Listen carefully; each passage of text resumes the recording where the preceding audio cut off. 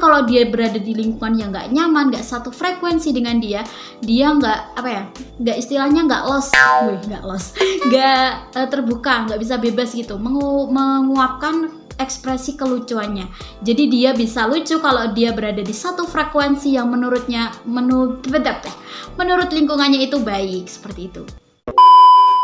Halo guys, assalamualaikum warahmatullahi wabarakatuh. Balik lagi di channel YouTube aku, Ulansa.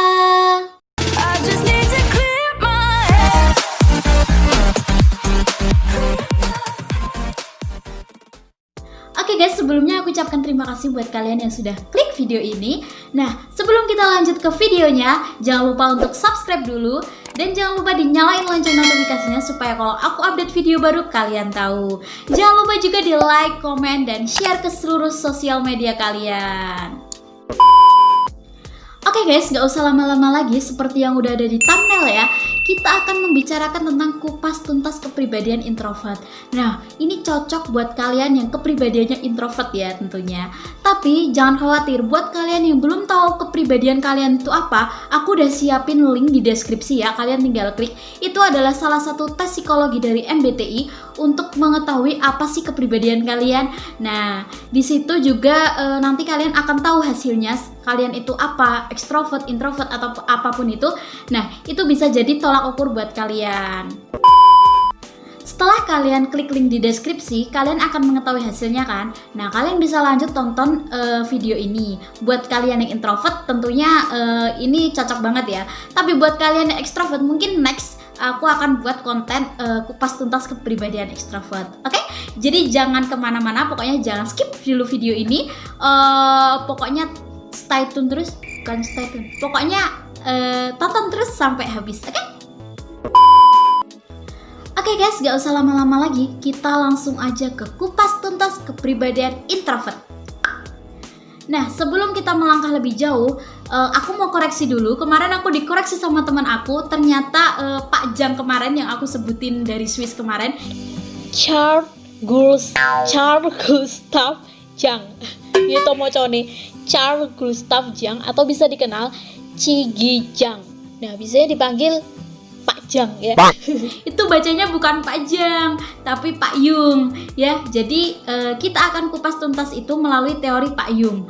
Nah, Pak Yung ini ya membagi kepribadian menjadi 16 kepribadian. Nah, di antaranya ada 8 kepribadian introvert dan 8 kepribadian ekstrovert. Nah, di sini aku akan membicarakan yang introvert dulu. Next, aku akan buat konten yang ekstrovert. Oke guys, langsung aja yang pertama ada ISTJ. Nah, di sini siapa kalian yang kepribadiannya ISTJ yang tadi udah klik link di deskripsi aku yang tahu kepribadiannya apa? Biasa jadi kalian ISTJ ya. Nah, ISTJ itu adalah introvert sensing thinking judging. Nah, introvert sensing thinking judging ini adalah orang-orang yang suka berpikir kritis daripada berhayal.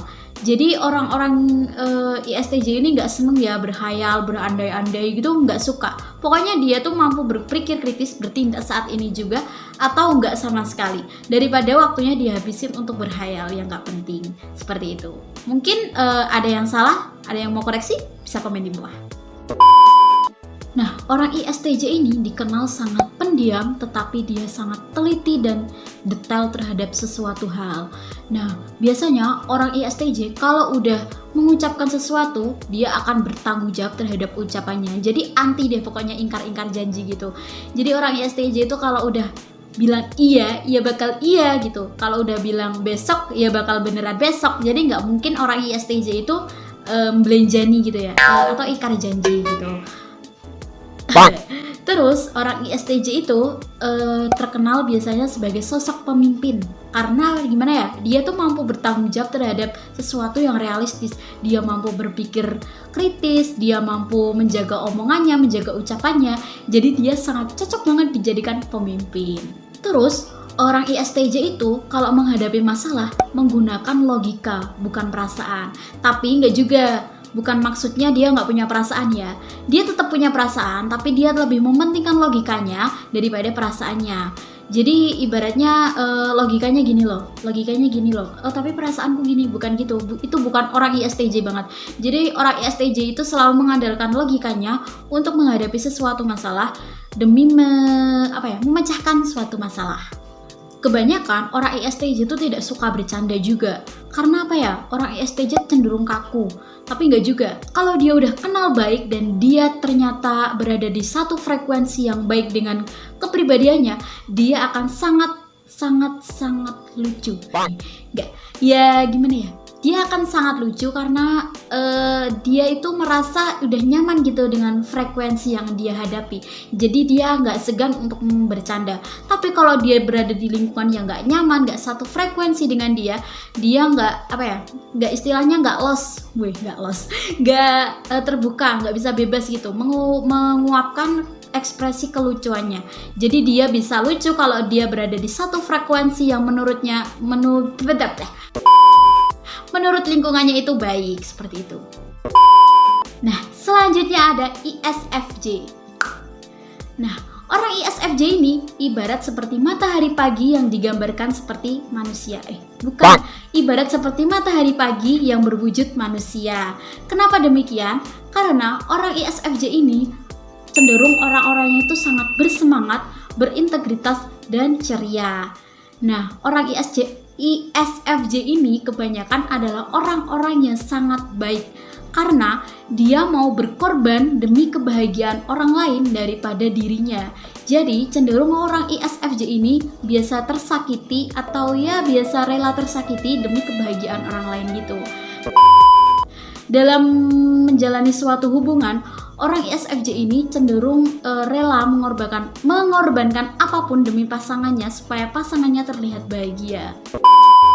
Sayangnya, orang ISFJ ini cenderung lemah terhadap kritik. Jadi kalau dia dikritik gitu atau dia di judge atau dia diberi saran yang sekiranya menyakiti hati dia, orang ini langsung down dan memikirkannya. Tetapi orang ISFJ cenderung bisa bangkit lagi dan bersemangat lagi. Siapa di sini yang ISFJ? Komen di bawah. Next, selanjutnya ada INFJ. INFJ adalah Introvert Intuition Feeling Judging. Nah, INFJ ini biasanya adalah orang-orang yang memiliki kecerdasan otak dan perasaan yang sangat kuat. Orang-orang INFJ ini cenderung adalah orang-orang yang pada umumnya bekerja sesuai dengan passion mereka. Nah, orang-orang INFJ ini cenderung juga memiliki rencana masa depan yang udah tertata gitu. Jadi kalau INFJ ini merencanakan sesuatu, dia harus merealisasikannya. Misal nih, dia bercita-cita akan menjadi seorang guru, maka dia akan mengusahakannya dan merealisasikannya untuk menjadi seorang guru. Siapa di sini yang INFJ? Bisa komen di bawah. Nah, ketika menjalin hubungan, orang INFJ ini cenderung adalah orang yang sangat hangat dan merasa bahwa tambatan hatinya harus dibuat seperti spesial. Karena orang INFJ ini cenderung orang yang romantis dan ingin membuat pasangannya itu selalu senang. Tapi orang INFJ ini cenderung ingin mendapat balasan dari pasangannya. Misal nih, dia memberi kado anniversary buat pasangannya, cenderung orang INFJ ini akan mengharapkan untuk pasangannya juga memberikan hadiah spesial seperti itu. Lalu, orang INFJ ini cenderung tidak pernah memiliki masalah. Karena orang INFJ ini cenderung menghindari konflik. Jadi dia kalau ada hal seperti ketidaksukaan atau seperti kurang pas dengan hati dia, seperti kurang pas dengan apa yang ia lakukan, dia akan menghindari karena dia nggak mau terjadi konflik. Jadi dia hanya memendamnya sendiri dan ya lama-lama akan hilang seperti itu. Siapa di sini yang INFJ? Bisa komen di bawah. Selanjutnya adalah kepribadian INTJ. INTJ adalah Introvert Intuition Thinking Judging. Nah, orang-orang INTJ cenderung adalah orang yang memiliki karakteristik jenius. Biasanya, orang-orang INTJ mampu menyerap teori-teori dengan sangat cepat. Dan orang INTJ ini cenderung menerapkannya dalam kehidupan sehari-hari. Orang dengan kepribadian INTJ cenderung selalu ingin belajar dan mencari pengalaman dari orang lain daripada harus memikirkan orang lain. Jadi dia tuh semangat belajarnya tinggi dan dia belajar dari pengalaman-pengalamannya sendiri dan pengalaman orang lain untuk dijadikan patokan. Dalam menjalin sebuah hubungan, INTJ cenderung ingin memiliki pasangan yang sama cerdasnya dengan dia. Jadi cenderung orang INTJ ini mencari pasangan yang cerdas karena yang bisa menuntut dia untuk menjadi yang lebih baik serta bisa mampu dijadikan patokan buat dia untuk terus belajar dan belajar. Jadi orang INTJ ini seperti ingin memotivasi diri sendiri atau ya memotivasi orang lain terhadap pasangannya seperti itu. Nah, kelemahan orang INTJ ini cenderung tidak bisa menahan emosinya dan selalu lemah terhadap apapun yang membuat dia marah atau apapun yang membuat dia kesal, karena orang INTJ ini cenderung nggak bisa untuk bertoleransi. Ya bukan bisa dibilang egois, tapi bukan egois juga karena kepribadian INTJ ini sangat tertutup dan biasa berada di lingkungan-lingkungan yang membuat dia egois. Siapa di sini yang INTJ? Bisa komen di bawah. Next, selanjutnya ada ISFP. ISFP adalah Introvert Sensing Feeling Perceiving. ISFP ini dikenal memiliki sifat empati, kasih sayang, dan kelembutan terhadap orang lain. Orang ISFP ini dikenal sangat amat teliti. Ya, bisa kita lihat ya dari banyaknya orang ISFP itu biasanya juga optimis, easygoing, dan suka mencari pengalaman baru. Jadi gak heran kalau orang ISFP ini kebanyakan jadi seniman besar. Bisa kita amati juga, seniman besar kan gak ujuk-ujuk jadi seniman besar ya.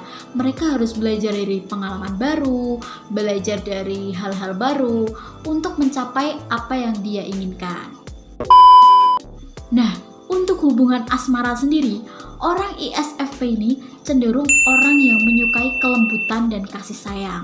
Seperti yang udah ada di awal tadi ya, orang ISFP kan terkenal orang yang empati dan kasih sayang dan dia suka kelembutan gitu. Nah, cenderung kalau mencari pasangan juga sama gitu, orang yang orang yang lembut juga, orang yang berempati juga, orang yang kasih sayang juga gitu. Cenderung orang ISFP ini mengatakan pacaran itu sebagai hal yang serius karena dia ingin pacaran itu sebagai hubungan jangka panjang, bukan hanya main-main. Bagi dia, pacaran itu adalah langkah serius untuk menuju jenjang pernikahan. Nah, adapun aspek introvert dan feeling yang mendominasi pada diri mereka, sehingga mereka ini takut untuk disakiti. Jadi cenderung orang ISFP ini akan mengalah dan akan berbohong atau ia akan mengatakan yang gak sebenarnya untuk menyembunyikan sesuatu, untuk menjaga hal-hal buruk terjadi. Seperti dia ingin melakukan sesuatu untuk kebahagiaan orang lain dan melakukan sesuatu untuk kebaikan bersama. Jadi dia menyembunyikan atau rela berbohong agar semuanya baik-baik saja.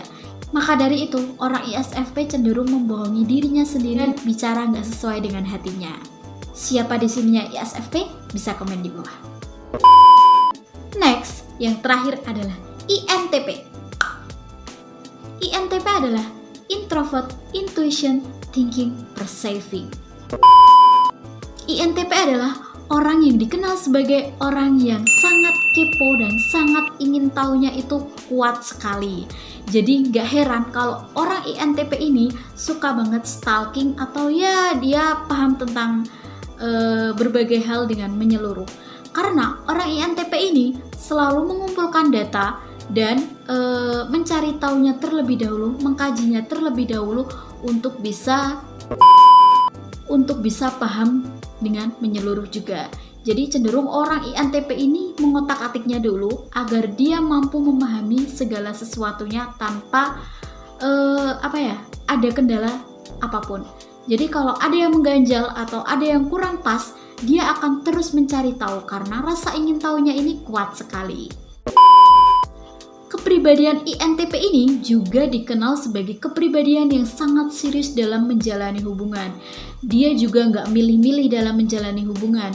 Dia harus mencari pasangan yang benar-benar pas dengan sesuai kriteria dia, supaya dia mampu menjalani hubungan sampai ke jenjang pernikahan. Biasanya orang INTP ini kalau udah janji, dia akan sangat berpegang teguh pada janji dan ucapannya.